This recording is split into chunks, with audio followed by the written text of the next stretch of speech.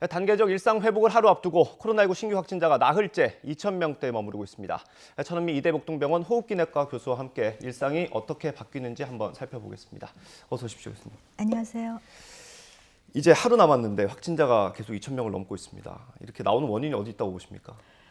최근에 이제 백신이 많이 접종이 되면서 감염자가 조금 줄었었습니다. 예. 그렇지만 백신 접종이 거의 100%가 되더라도 그중에는 20, 30%가 돌파 감염이 생기고요. 예. 또 우리나라는 아직 1,000만 명 정도가 미접종자입니다. 그래서 가장 이 확산세의 원인은 많은 분들이 방역이 완화돼서 경각심이 떨어지면서 예. 밀접 접촉이나 이런 모임을 하기 시작해서 나타난 현상이라고 생각을 하고요. 예. 지금 확진자가 2,000명대로 수요일 이후에 지속이 되고 있는데 그중에서 임시선별검사소의 확진자 수가 600명을 계속 넘고 있습니다. 예. 오늘 주말인데도 500명을 넘었기 때문에 생각한 것보다 수도권에서의 확산세가 더 빠르게 올라갈 수도 있다.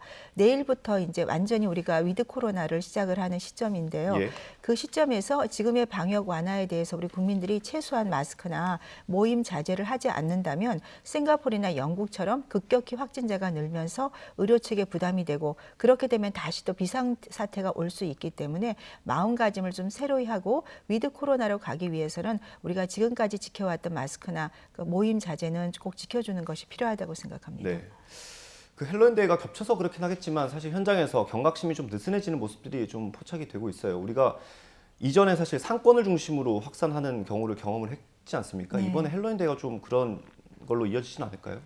할로윈데이는 우리가 과거에 이태원 때 그런 대유행을 좀 생각하면 될 것 같습니다. 예. 지금이 확산세의 기로에 서 있는데 특히 할로윈데이가 하루 정도라고 생각을 하지만 그 전후로 많은 분들이 모이게 되고 그렇죠. 할로윈데이 어제 방송에서 보신 분도 계시겠지만 정말 많은 분들이 모여 있고 마스크도 착용 안 하는 경우도 꽤 있었고요. 예. 그분들이 또 2차, 3차로 모여서 가고 특히 문제는 이분들이 젊은 분들이란 거죠. 그분들이 본인이 이제 백신 접종을 했기 때문에 나는 괜찮다고 생각하고 모임을 통해서 감염이 돼서 오시면 본인은 증상이 없거나 아주 경미할 겁니다. 그런데 최근 연구에 보면 이 백신 접종률이 80%를 넘은 국가들도 확진자가 급격히 증가하는 원인 자체가 예. 델타 변이가 생긴 이후로 이 돌파 감염 사례가 많아진 거죠. 그래서 가족 내 감염 차단율이 2차 접종을 하더라도 전에 연구에서는 한 40에 45% 정도 감염 차단이 있고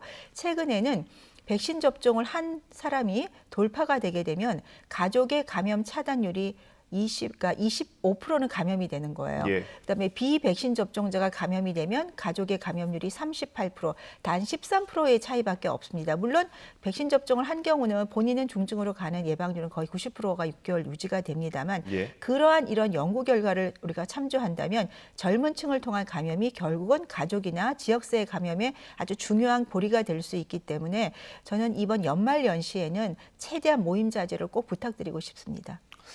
네, 뭐 이런 불안한 마음이 있긴 하지만 사실 이제 내일부터 좀 새로운 마음으로 저희가 일상을 시작할 수 있게 됐잖아요. 그 주요 내용 중에 하나가 사적 모임 제한이 이제 좀 완화가 되는 건데 네. 어떤 내용인지 좀 살펴볼까요? 네, 많이들 들으셨겠지만 이제 사적 모임 제한은 백신 접종 관계없이 수도권은 10명, 비수도권은 12명이 됩니다. 다만 식당과 카페는 미접종자가 4명 포함이 돼서 딱 4명까지이기 때문에 이제 뭐 가족이나 이런 모임에서는 조금 제한이 걸릴 수는 있습니다. 예. 자, 운영 시간도 많이 해제가 됐는데요. 우리 3그룹으로 알려진 좀 안전한 그룹이죠. 뭐 공연장, 영화관, 독서실, PC방 이런 데는 뭐 시간 제한 당연히 없고요. 예. 다른 별도 조치가 없습니다. 다만 식당, 카페는 2그룹에 속하는데 2그룹에서도 식당, 카페는 아까 말한 사적 인원 제한에 미접종자는 4명만 포함이 되고 10명까지 된다는 그런 제한이 좀 있고요. 2그룹 중에서 노래 연습장이라든지 실내 체육시설, 목욕장엄 등은 마스크를 벗을 수 있는 그런 예. 시간이 있기 때문에 고위험시설에 속해서 우리가 접종 증명서라든지 48시간 이내에 PCR 음성 확인서가 포함이 됩니다. 또한 유흥시설이나 콜라텍처럼 1그룹에 속하는 그룹은 접종 증명 확인서나 PCR 음성 확인서가 반드시 필요하고요. 시간도 밤 12시까지 제한이 걸려 있고 이런 유흥시설의 1그룹의 고위험시설은 아마 2단계에서 완화를 계획하고 있습니다. 네, 그 앞서 언급을 해주셨는데 식당과 카페에서 미접종자는 4명으로 제한한 이유가 뭡니까 그러면? 아무래도 두 가지 목적이 있죠. 하나는 미접종자들을 최대한 보호하는 목적으로 4명으로 제한을 한 것이고 예. 또 하나는 미접종자들이 감염이 돼서 확산이 되기 때문에 확산의 고리를 차단하는 두 가지 목적이 다 있다고 생각합니다. 예.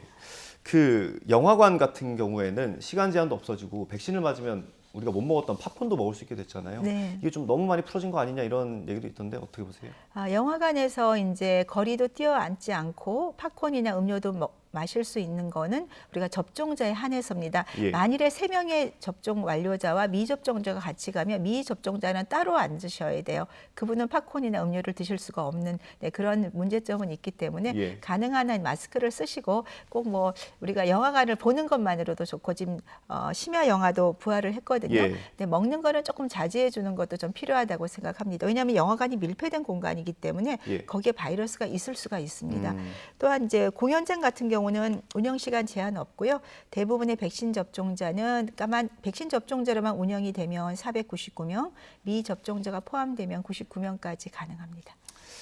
네, 이것도 앞서 언급을 해주셨는데 일부 시설에 그 백신 패스라는 제도가 도입이 되잖아요. 관련해서 정부 발표가 있어서 한번 들어보고 다시 얘기 나눠보도록 하겠습니다. 방역 패스는 코로나19의 피해를 최소화하는 방패와 같은 역할을 할 것이라 기대하고 있습니다. 현장의 혼선을 방지하기 위해 시설별로 1주에서 2주간의 계도 기간을 가질 예정입니다. 네, 뭐 백신 패스, 방역 패스 이런 얘기를 하는데 이 시설을 정한 기준은 어디에 있을까요? 아무래도 고위험 시설, 취약 시설을 기준으로 하는 거죠. 우리가 예. 고위험 시설은 아시고 계시지만 유흥 시설이라든지 노래 연습장, 목욕장, 마스크를 쓸 수 없는 경우, 그다음에 경마장이라든지 이런 뭐 카지노 같은 그런 예. 고위험 시설이고, 취약 시설은 우리가 요양 시설인데 일부에서 의료기관으로 잘못 알고 계신 의료기관은 진료 당연히 가능하시고요. 예. 요양 시설에서 우리가 면회를 갈 때나 간병 시에만 방역 패스가 적용이 되고요. 예. 특히 이제 뭐 치매 시설이나 중증 장애인처럼 이런 노인들, 노인 복지관처럼 고령의 예. 취약 시설에서도 방역 패스가 유지가 되겠습니다. 예. 이런 백신 패스 제도가 시행되면서 일부 난 백신 안 맞았는데 좀 불이익 보는 것 같다라고 생각하시는 분들이 있을 것 같아요. 그래서 네. 그 예외가 좀 있더라고요. 어떤 분들이 예외가 되는 겁니까? 우선 그 접종 완료자는 당연히 되는 거고요. 예. 우리가 이제 불가피하게 그 18세 이하는 아직까지 우리가 완전히 백신 접종의 권고 대상은 아니거든요. 예. 그러니까 유아나 청소년들이 가능하고요. 예. 또 코로나19에 감염돼서 네. 완치가 되신 분, 또 하나는 1차 접종을 했거나 과거에 백신으로 인해서 큰 부작용, 아나필락시스라든지 뭐 길리안발에 이런 부작용을 겪으신 분들은 해당이 되시고요. 예. 또 내가 항암 치료 중이라거나 면역 억제제로 인해서 도저히 지금 백신을 맞을 수 없는 경우는 소견서를 제출하시면 가능하겠습니다. 이 제도가 지금 전국에 뭐 한 200만 개 정도 시설 중에 13만 개 정도가 해당된다고 네. 하더라고요. 이게 더 늘어날 가능성이 있습니까? 아니면 좀 줄어들까요? 어떻습니까? 만일에 잘 유지가 되고 우리가 계획한 대로 단계적으로 완화가 된다면 더 좋아지겠지만 만일에 다시 비상 계획이 발동이 된다면 더 늘어날 수 있습니다. 이 제도 자체가 효과는 있겠죠, 현장에서? 지금은 효과가 있을 것으로 생각합니다. 예. 앞으로 어떻게 현장에서 반영이 되는지 좀 지켜봐야 할 것 같고요. 하나 더 여쭤보면 헬스장 같은 경우에는 이제 운동하시는 분들 많잖아요. 지금 또 밤에는 못 하던 분들도 많았을 거고요. 근데 이게 좀 운동하시는 분들 입장에서는 그 백신을 안 맞으면 사실 못 가는 상황이 돼버린 거 아닙니까? 네. 이전보다 더 방역이 강화된 것처럼 느껴질 수 있다는 거예요. 어떻게 보세요? 그렇죠. 헬스장에 이제 마스크 쓰고는 갈 수 있었는데 이제 방역 패스가 적용이 되면 접종을 하지 못한 분은 가실 수가 없습니다. 대부분 이게 성인 접종률이 지금 2차가 거의 뭐 75%, 80%, 18세 이상은 훨씬 높습니다. 많은 분들이 접종을 하셨고 아주 일부에서 헬스장을 가는 건강한 분들이 접종을 안 하셨을 겁니다. 예. 과거에 부작용이 있던 분들은 저는 당분간 더 완화가 될 때까지 좀 기다려 주시면 좋겠고요. 만일에 부작용이 전혀 없으셨던 분이라면 1회 접종 후에 상태를 보시고 뭐 전혀 부작용이 없다면 2차 접종 가능합니다. 1차 접종 후에 부작용이 좀 오셨다면 그 증명서를 제출을 하시면 또 혜택을 받으실 수 있기 때문에 여러 가지 방법은 있다고 생각합니다. 네, 가급적 백신을 맞는 쪽으로 하면 좋을 것 같고요. 내일부터 일단 일상이 우리가 많이 달라지죠. 네. 뭐 첫 단계이긴 합니다만 사실 많이 달라지죠. 우리가 굉장히 높은 강도로 방역 수칙을 해왔기 때문에 궁극적으로 이제 아무래도 국민 여러분들께서는 마스크 언제 벗을 수 있을까 이런 생각을 하실 것 같아요. 어떻습니까? 지금 정부는 이제 2단계, 그러니까 12월에 중순 정도에 이제 야외 마스크 해제를 검토를 하고 있습니다. 예. 하지만 그 전제 조건은 우리가 내일부터 시행하는 1단계에서 이 완화가 잘 유지가 돼야 되는데 지금 벌써 확진자가 늘고 있고 겨울이라는 특수 상황이 오고 있고 또 많은 분들이 백신을 맞으면 나는 감염이 안 될 거라는 생각을 하는데 예. 델타 변이는 지금까지의 바이러스는 완전히 다른 바이러스고 이스라엘 영국을 보면 6월까지는 확진자가 급격히 감소를 했는데 델타 유행 시기 이후에 아주 가파르게 상승을 했습니다. 그 사례는 해외가 덴마크처럼 6개월에 걸쳐 천천히 완화를 한 국가를 제외하고는 대부분 다 방역이 지금 강화가 되는 시기이기 때문에 예. 우리나라도 백신 접종률은 올라갔고 다행히 백신 접종 효과가 접종 후 한 달까지는 굉장히 유지가 잘 돼요. 예. 그런데 2달째부터 이게 중앙체가 감소를 하고 3개월이 지나면서부터 급격히 떨어져서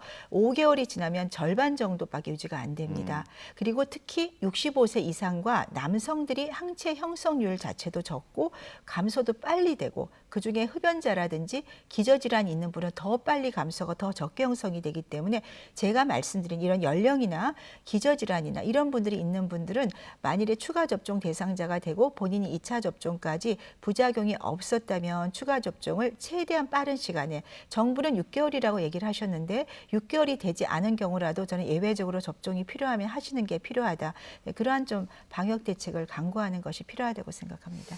예, 그 관련해서 하나만 더 여쭤보면 그 사실 실외 마스크 같은 경우에는 우리가 앞서 백신 접종이 잘 안 나올 때 인센티브로 얘기를 했던 네. 것 중에 하나잖아요. 이 실외 마스크도 좀 많은 준비가 필요할까요? 이걸 해제하는데도? 사실 이렇게 야외에서 사람이 없는 곳에 다니거나 운동을 할 때는 저는 실외 마스크 의미가 없다고 생각을 합니다. 다만 우리가 이 수도권 특히 서울은 인구 밀도가 높다 보니까 지나가면서 부딪히죠. 특히 뭐 이렇게 공연장이라든지 뭐 시장처럼 많이 붐비는 곳, 버스 정류장 이런 곳에는 사람들이 바로 옆에 있거든요. 예, 예. 그 경우에 감염자가 내가 백신을 접종해도 나를 감염시키면 돌파가 될 수가 있고 나도 모르게 집에 가서 가족들을 다 감염시킬 수 있기 때문에 그러한 사례를 고려해서 2단계에서 야외 마스크 해제를 하더라도 방역 당국에서 조금 장소에 따라서 조금 권유를 좀 따르게 해주시면 좋겠다. 뭐 버스 정류장, 시장에서는 마스크를 좀 착용하고 운동을 하실 때나 야외에서 뭐 산책을 할 때는 마스크를 벗어도 좋다. 이런 정책이 필요하다고 생각합니다. 마스크 같은 경우도 단계적으로 좀 완화하는 게 좋겠다는 네, 말씀이시군요. 그렇습니다. 네, 그렇습니다. 그 교수님 아까 말씀하신 것처럼 지금 확진자가 계속 늘어나는 조짐을 보이고 있고 이게 단계적 일상 회복이 본격적으로 시작이 되면 뭐 확진자가 4, 5천 명까지 나올 수 있다라고 하는데 만약에 그렇게 되면 우리는 어떤 준비를 하고 있습니까? 정부로서는 지금 2천 명 정도에서 중증 환자가 300을 전후로 유지가 되고 있고 네. 병상 가동률도 한 50% 정도입니다. 만일 이 확진자가 4천 명이 되거나 매일 그다음에 중환자 병상 가동률이 75%, 일주일간의 병상 가동률이 70%가 되면 이 예. 중증자를 관리를 할 수 없기 때문에 비상계획을 발동을 하게 되고 예. 비상계획이 시작이 되면 지금처럼 뭐 시간 제한이 다시 완화가 안 된다든지 사적 모임 인원 행사가 축소가 되고 특히 이제 접종 증명서에 대한 이 제한이 더 강화가 될 것으로 생각이 듭니다. 예. 하지만 지금 정도의 추세가 저는 지속이 된다면 가능성이 분명히 있다고 생각을 하고요. 예. 겨울이란 그 특수 사항을 우리가 절대 무시해서는 안 됩니다. 사람들이 모이기 때문에 이 델타 바이러스는 잠깐의 5초 만에 감염이 됐다는 해외 사례가 있듯이 정말로 바이러스 양이 많이 나오고 예. 접종을 하신 분들이 돌파가 되면 그 바이러스 양은 초기 며칠간은 똑같이 나옵니다. 그만큼 감염력이 높기 때문에 이런 비상 계획은 항상 준비를 해야 되고 정부로서도 전 중환자 병상 75%는 너무나 높습니다. 60% 정도가 되면 저희가 준비를 해야 된다고 생각합니다. 좀 더 기준을 낮출 필요가 있다는 네, 말씀이시고요. 그렇습니다. 사실 단계적 일상 회복이라는 게 그 확진자 중심에서 위중증 환자 관리로 넘어가는 거 아니겠습니까? 네, 그러면 그렇습니다. 교수님 말씀대로라면 우리가 당분간은 그래도 확진자 추이를 계속해서 살펴봐야 된다는 얘기네요. 저는 필요하다고 생각합니다. 지금 보셨지만 서울에서 재택 치료를 지금 6천 명 가까이 늘렸다고 예, 예. 얘기를 하셨고 또 60대가 주로라고 하셔서 저는 사실 조금 걱정스러운 면이 있습니다. 우리가 50대도 치명률이 0.3%로 상당히 높아서 50대부터 추가 접종 대상자로 정부가 권고를 하셨는데 예. 60대는 당연히 더 치사율 사망률이 높습니다. 예. 그렇다면 이분들이 지금 본인이 백신 접종을 해서 돌파가 된 분들이거나 지금은 증상이 없더라도 코로나19 바이러스에 대한 폐렴은 3, 4일이 지나면서 급격히 나빠지고 그 당시에 만일 6천 명이 재택 치료자가 갑자기 그중에 100명, 200명이 같은 날 만일에 중증으로 발생할 수 있다. 발열이 38도, 호흡곤란이 오면 그 구급차가 동시에 이송을 할 수 있을까요? 저는 굉장히 그 점이 걱정이 됩니다. 전담병원도 준비가 안 됐을 거고 중증 상태에서 이송을 하면 중증자가 사망자로 연결이 됩니다. 오늘 사망자가 19명이 나왔습니다. 예. 확진자 대비 이렇게 많이 나오는 건 중증자가 대부분 사망으로 이를 수 있다. 특히 재택치료 중에 60대가 이렇게 많다는 것은 앞으로 중증자 사망주가 많이 나올 수 있다는 거기 때문에 저는 본인들이 희망을 하시는 분 중에 내가 고혈압, 당뇨가 있고 흡연을 하신 분이라면 저는 우선은 전담병원에 입원하는 것이 증상 여부와 상관없이 의료체계의 부담도 덜 수 있고 또 확진자분도 제대로 치료를 받을 수 있는 조건이기 때문에 너무 갑작스럽게 재택치료를 늘리는 것은 의료체계에 부담을 줄 수 있다고 생각합니다. 네, 조금 더 신중한 접근이 필요하다라는 네. 말씀이신 것 같고요.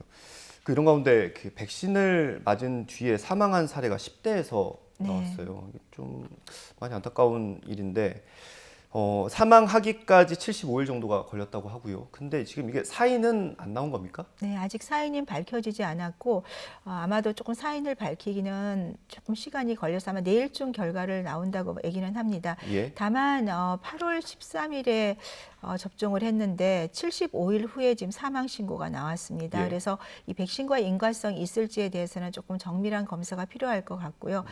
이제 이런 소식이 전해졌기 때문에 이제 부모님들 입장에서는 지금 사실은 12세에서 17세 예방 접종이 지금 시작이 이미 되어 있고 또 일부에서는 접종을 끝낸 학생들도 적지만 있습니다. 해외 미국 같은 영국 같은 경우는 한 4분의 1 정도가 이 어린 청소년들이 그 감염자예요. 미국은 190만 명이 넘습니다. 그렇기 때문에 5세에서 11세까지 지금 FDA가 접종을 권고를 하고 있지만 예.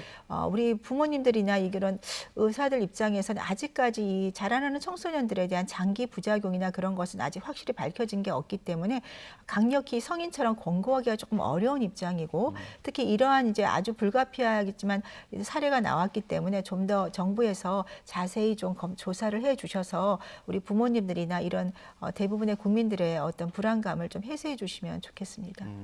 이게 당장 사실은 이 학생들, 10대 학생들 같은 경우는 백신 접종이 계속 진행이 되고 있잖아요. 네, 그렇습니다. 이건 온전히 이제 학부모들이 선택을 해야 되는 상황인데 네. 정부에서 좀 어떤 재조사 뭐 이런 것들이 필요할까요? 재검토나 이런 게?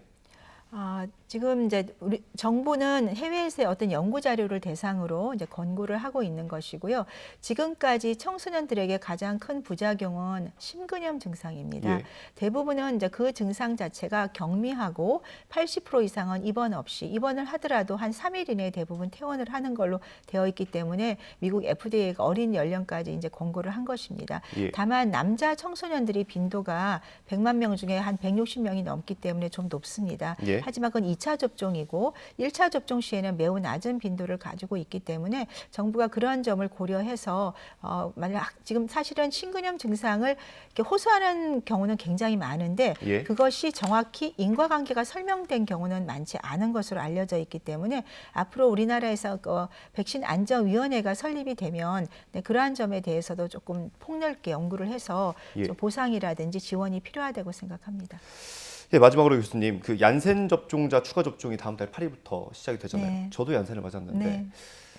조금 불안한 건 사실입니다. 그런데 이게 어느 백신을 맞아야 더 효과가 좋다 이렇게 나온 게 있습니까? 네, 최근에 연구가 한 450명 대상으로 50명씩 나눠서 9그룹으로 나눴어요. 예. 그래서 얀센 접종을 하면 얀센을 하면 4.5배 정도, 얀센이 파이자를 맞으면 35배, 얀센이 모더나를 맞으면 76배인데 이 모더나는 국내에서 모더나 추가 접종은 절반 용량 50마이크로를 맞지만 이 연구는 100마이크로 전체 용량입니다. 그렇다면 모더나를 맞으면 아마 파이자랑 유사할 정도 조금 더 높게 나올 것으로 생각이 돼서 예. 얀센을 맞으신 분이 얀센을 원하시면 얀센을 맞을 수 있고요. 예. 하지만 정부에서는 항체 형성률이 차이가 많기 때문에 mRNA 백신으로 권고를 하고 있습니다. 예, 그렇군요. 오늘 말씀은 여기서 마치도록 하겠습니다. 천은미 이대 목동병원 호흡기내과 교수와 함께 코로나19 상황 그리고 단계적 일상 회복 관련해서 얘기 나눠봤습니다. 고맙습니다. 감사합니다.